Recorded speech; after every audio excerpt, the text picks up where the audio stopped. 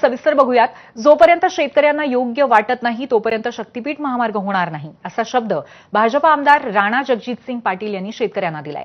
धाराशिव जिल्ह्यातील काही शेतकऱ्यांनी महामार्गासाठी संमतीपत्र दिल्याचीही माहिती आहे। प्रत्येक गावामध्ये जाऊन शक्तीपीठ महामार्ग बाधित शेतकऱ्यांसोबत प्रशासनाची चर्चाही सुरू आहे। दरम्यान शेतकऱ्यांना विश्वासात घेऊनच काम केलं जाईल, असं राणा जगजितसिंग पाटील यांनी म्हटलंय।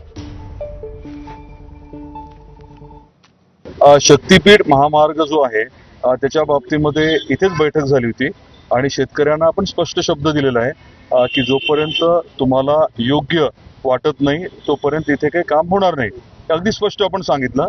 त्याच्यानंतर काही गावातल्या शेतकऱ्यांनी आपल्याला संमती जी आहे आपल्याला म्हणजे जिल्हाधिकाऱ्यांना संमती कळवलेली आहे आणि प्रत्येक गावामध्ये जाऊन जे मूळतः अफेक्टेड शेतकरी आहेत त्यांच्याशी चर्चा करण्याची प्रक्रिया आता चालू आहे।